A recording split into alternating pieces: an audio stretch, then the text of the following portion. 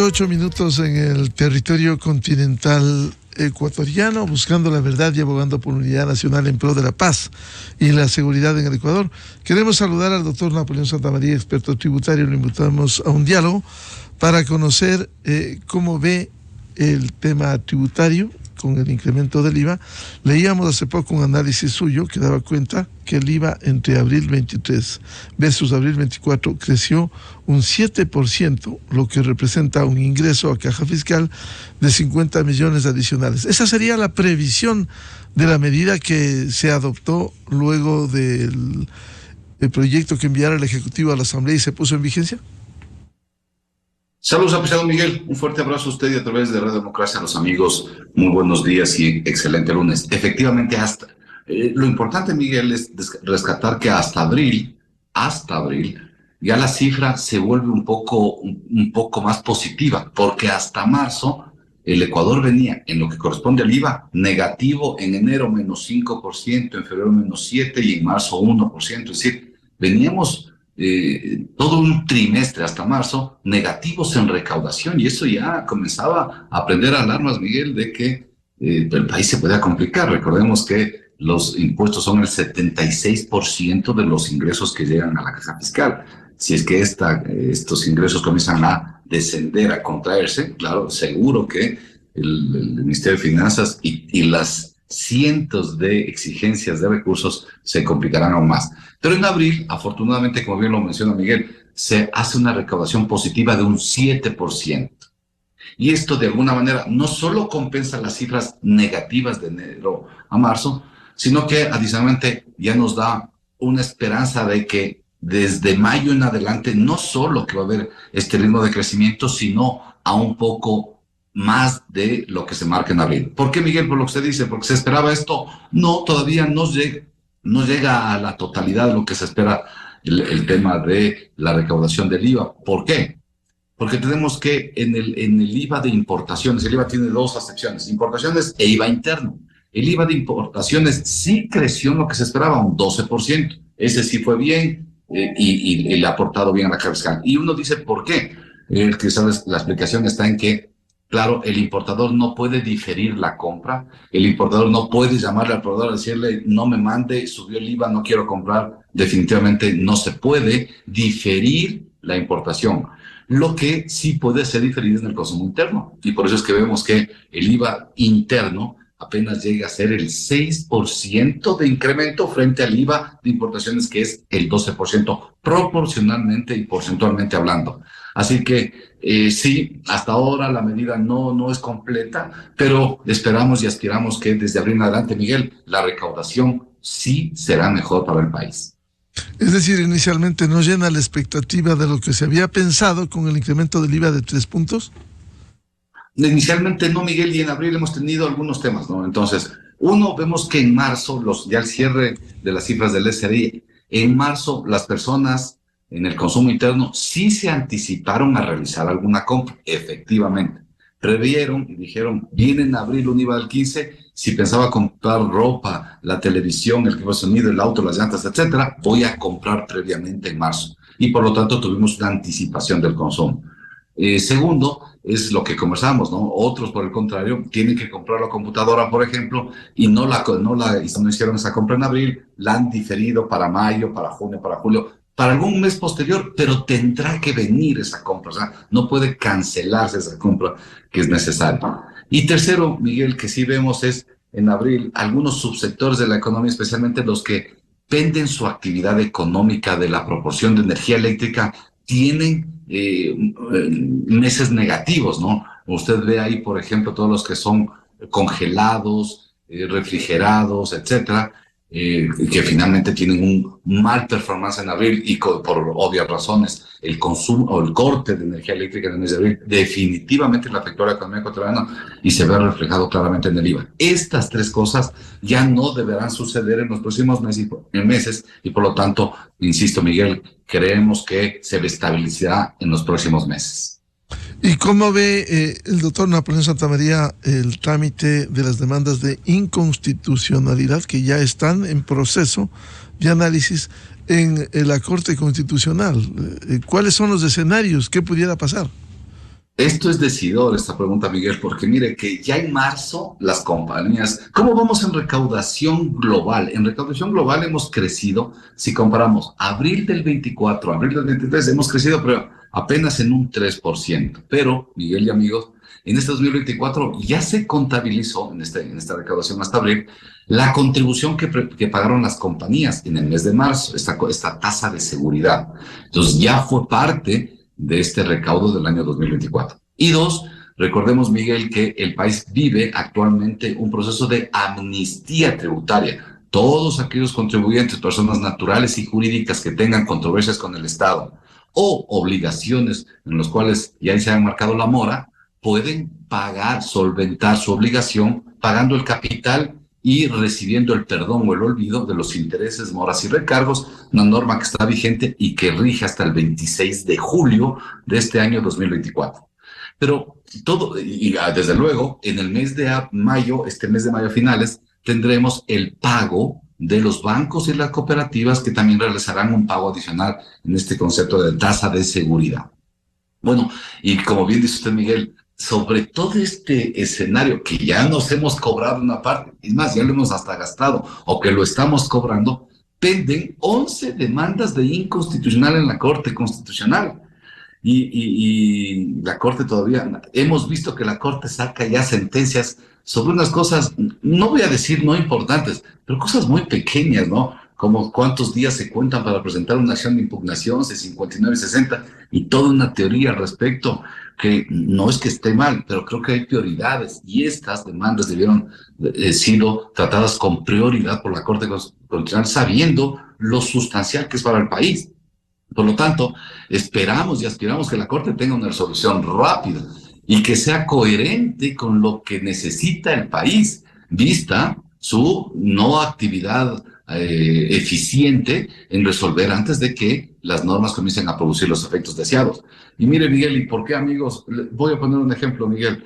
Cuando revisamos la recaudación por cantones, hicimos un estudio de todos los cantones que reciben recaudación.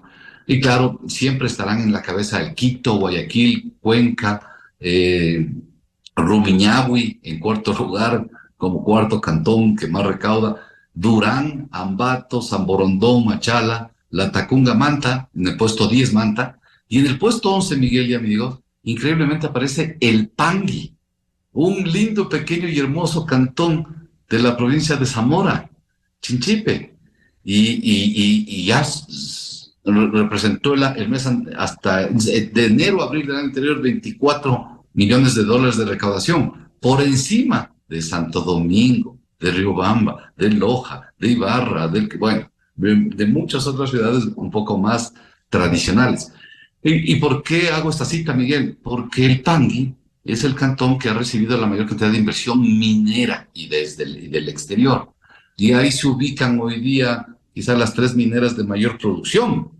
Y entonces estamos viendo que claramente inversión bien canalizada, localizada, controlada, desde luego que sí, revisada, analizada, fiscalizada, claro que sí, tiene que ser, porque a veces hacen cositas, equivocaciones, vamos a decirles, que hay que jalar las orejitas y ponerlos en vereda, pero luego de eso vemos que lo que sí le está ayudando a estas pequeñas jurisdicciones del país es la inversión extranjera. Por lo tanto, ahora sí todas las ideas. Una demanda de inconstitucionalidad, una resolución de la Corte, desbaratando el régimen jurídico tributario que hemos conversado brevemente, en el que se incluyen una cantidad de reformas, entre otras, Miguel, zonas francas, alianzas públicos-privadas, APS, regímenes de precios de transferencia, bueno, un conjunto de instituciones. Realmente casi sería una bomba atómica de lanzarle a la economía del Ecuador, porque sería nefasto que una resolución de inconstitucionalidad nos afecte desmedidamente a la economía ecuatoriana. Y le ponía el ejemplo del Pangui porque claramente se ve que lo que busca o lo que buscó, digamos, utilizamos bien el tiempo del verbo, lo que buscó la inversión extranjera era certezas, seguridades y afianzamientos. Y esas las encontró en este pequeño cantón de la República del Ecuador, pero que hoy día no comienza a ver las mismas actividades o las mismas presentaciones para que la inversión de extranjera finalmente se decida en venir al país y aportarle al desarrollo nacional, mi querido Miguel. Doctor Santamaría, en el escenario que la Corte Constitucional declarara la inconstitucionalidad de la medida del IVA, ¿qué pasaría?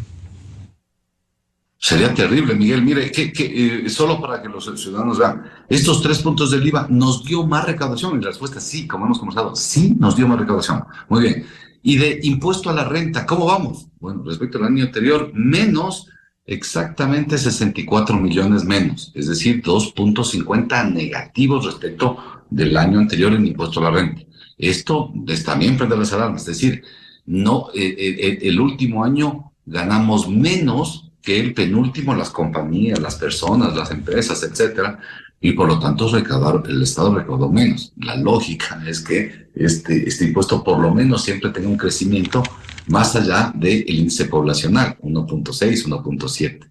Nosotros decrecimos en el impuesto a la renta del 2,6. Una demanda, una resolución de inconstitucionalidad a esto, no solo que afectaría el IVA, sino que los otros impuestos, como vemos, el mejor y el mayor impuesto que debería crecer, el impuesto a la renta, no reacciona. Todavía está en actividad pasiva o inerte y sigue reportando cifras negativas respecto al año anterior. Y tres, Miguel, el impuesto a la salida de divisas, ¿sí? Que recuerden ustedes, es el impuesto por salida de capitales del Ecuador hacia el exterior, fundamentalmente por 3 razones. El Ecuador importa mucho y paga, ahí se graba el ICD. 2, por servicio de deuda externa, tanto pública cuanto privada. Bancos se endeudan, el Estado se endeuda, empresas se endeudan, cuando tienen que pagar capital de intereses, en algunos casos, no en todos, están sujetos al ICD. Y 3, el ISD cuando hay una decisión gerencial, administrativa o personal de un ciudadano o de un contribuyente de una empresa ecuatoriana trasladar sus recursos al exterior para realizar inversiones afuera. Bueno, estas 3 razones deberían hacer pensar que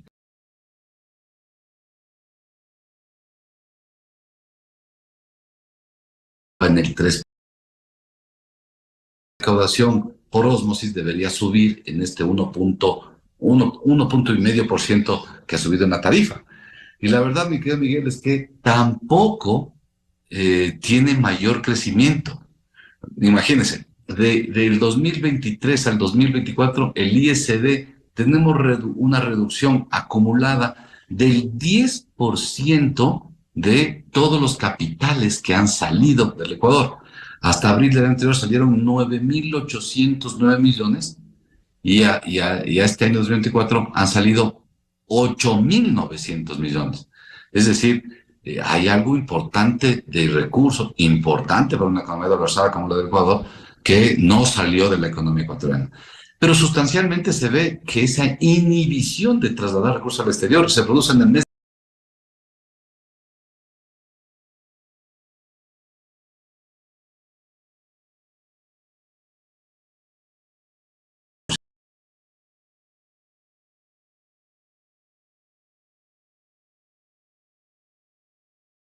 inhibe, sí cohíbe, sí restringe, sí hace pensar al ciudadano que quiere sacar recursos de la economía ecuatoriana para invertirlos, desde luego, lícitamente, porque es una decisión lícita y legal en el exterior, ya lo hace pensar 2 veces, porque no va a encontrar en el exterior tasas de rendimiento o de capital gains tan atractivas que no solo que cubra el costo del 5% del ISD por sacar la divisa, sino que adicionalmente deje una rentabilidad algo parecida a lo que podría generarse en el mercado de capitales ecuatoriano. Me estoy refiriendo a tasa pasiva del sistema financiero, ¿no?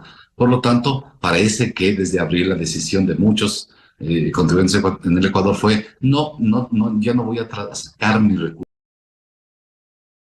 de inversiones porque la tarifa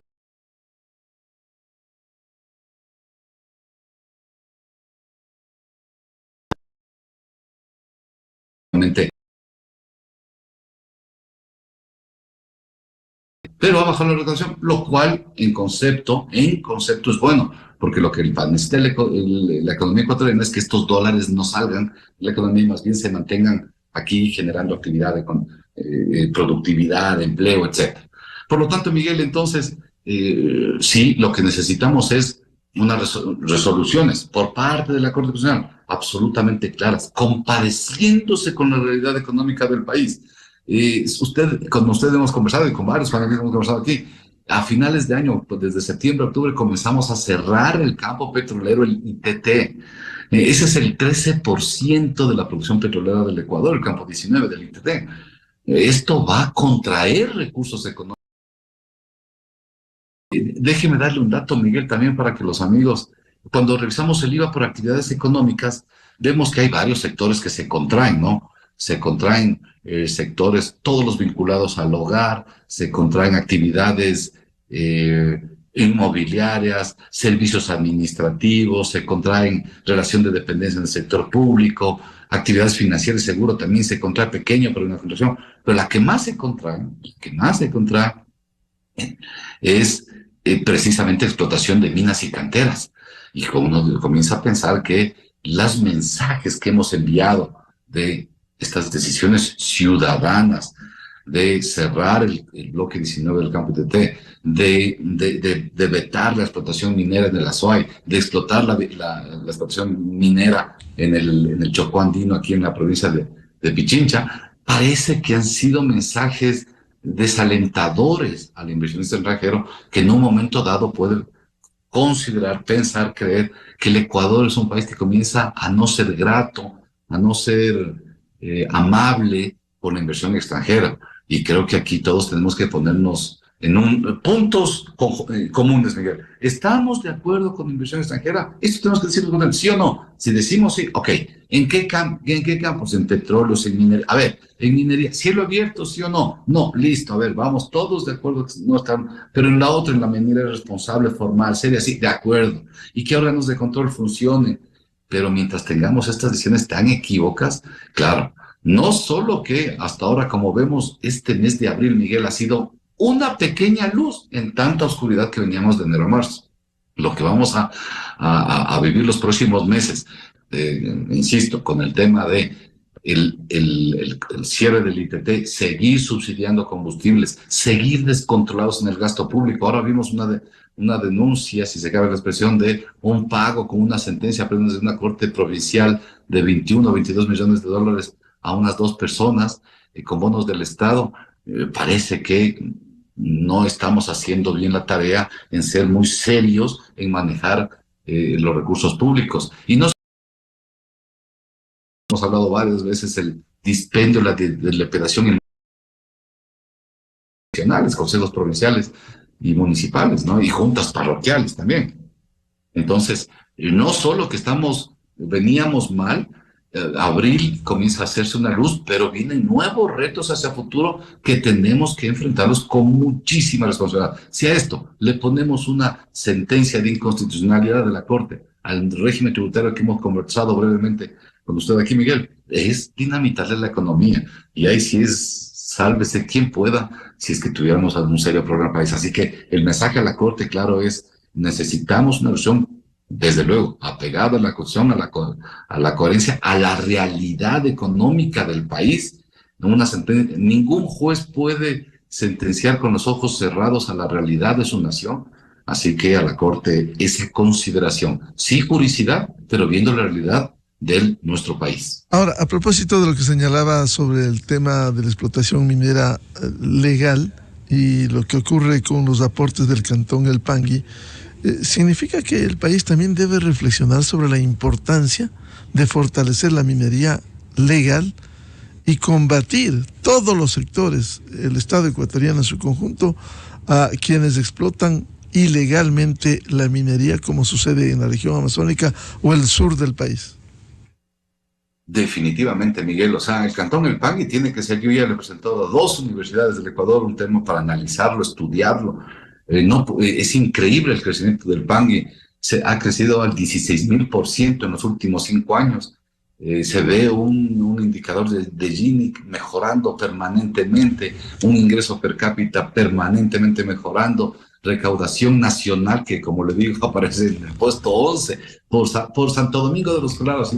Imaginémonos todos, el Pangui le aporta al país más que Santo Domingo de los Colorados. Es realmente un elemento de estudio y de análisis profundo en el Ecuador.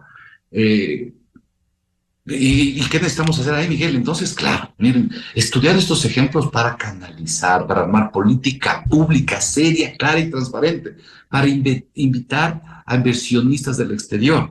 Este país no podrá salir adelante si no tenemos inversión extranjera. Déjeme darle algunas cifras. El Ecuador toda la vida ha tenido promedio 1.000 millones de inversión extranjera. Promedio. A veces 1.200, a veces 900, 1.000 millones. El año anterior llegamos a 330 millones de dólares, el peor año de inversión extranjera. Seguro que, mejor dicho, seguro que la inseguridad es el gran problema de este país, pero no la inseguridad solo de aquellos matones, pillos y gángsters que andan sueltos matando, asaltando y robando en las calles. No, también la inseguridad judicial de esos jueces o de esas togas corruptas que se sientan en un buró y despachan casi como gángsters. Bueno, afortunadamente y gracias a nuestra fiscal, algunos de estos ya presos y guardados donde tienen que estar en una celda fría, y también políticos, funcionarios públicos de elección popular y de no elección popular de designación, que llegan a la función pública a corromper y a corromperse y que generan esta inseguridad del Ejecutivo. Frente a esos escenarios, seguro que el inversionista del exterior, Miguel, sí tendrá algunos reparos en venir al Ecuador. Pero, vuelvo a insistir, el Pangui sí es un ejercicio de análisis ahí. Y un tema final, Miguel, que en cambio es el contrario. El Pangui va muy bien con esa inversión.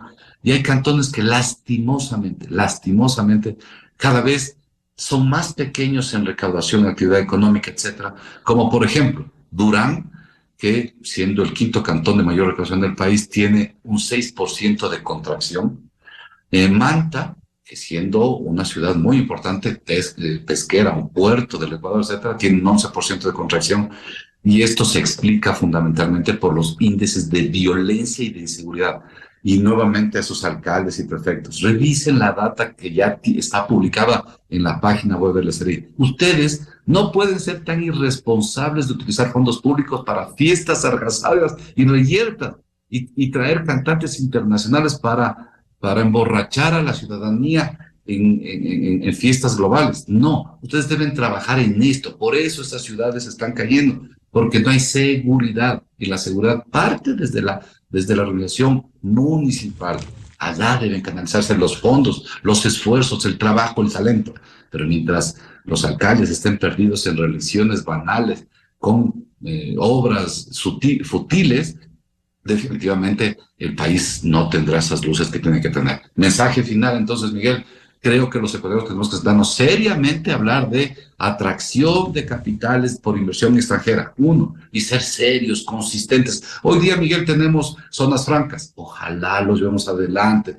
El 5 de junio, perdón, déjenme hacer la cuña, pero el 5 de junio hacemos el Quito Tax Convention, una convención de tributaristas para hablar de cómo le sacamos al país adelante y cómo nuestros empresarios utilizan las zonas francas y cómo hacemos que todos los beneficios fiscales realmente beneficien a todo el sector empresarial, emprendedor del país. Pero siempre lo que decimos los tributaristas es, bueno, ahí está la norma, pero lo que necesitamos es crear la institución de la zona franca. A ver, ¿cómo la hacemos fuerte, sólida, solvente, que sola pueda defenderse a futuro si alguna decisión gubernamental quiere ir en su contra? ¿Cómo defendemos las alianzas públicas-privadas? ¿Cómo las fortalecemos? El concepto de país es esta: políticas públicas claras, instituciones fuertes y fortalecidas, y programas y proyectos que se anclen a estas políticas de desarrollo para sacar al país adelante. Así que esperemos que tengamos estas luces. Perdón, me quedaba, no, para no quedarme con la otra parte, Miguel. Eso, invitar a la inversión extranjera. Y luego, reanimar a la inversión nacional o a la reinversión de capitales nacionales, para decirles que a los empresarios buenos, muchos buenos que tiene el Ecuador, decirles el país los necesita. Necesitamos que con su talento piensen en nuevos emprendimientos, nuevas líneas de negocios, nuevas fábricas, nuevas actividades económicas, porque solo así generamos mayor riqueza. Con ustedes y con los del exterior generamos riqueza. Generar riqueza, Miguel, ahí sí tenemos la opción de ofrecer menos pobreza en el Ecuador. Bien, muchas gracias. Como siempre, la atención a la revista de Opinión Democracia, al doctor Napoleón Santamaría, experto tributario. Temas de interés en la coyuntura. Muy amable, Napoleón. Con el mayor gusto, Miguel. Muy buen día. Saludos. Enseguida, en la revista de Opinión Democracia. 8:33 en el territorio continental ecuatoriano. Vamos a una pausa publicitaria y ya volvemos. Diálogo previsto aquí en estudios de la revista de Opinión Democracia con la consejera, vicepresidenta del Consejo de Participación Ciudadana y Control Social, doctora Michelle Calvache, temas de interés vinculados con esta institución. Desde 1984 con Gonzalo Rosero, la revista de Opinión Democracia.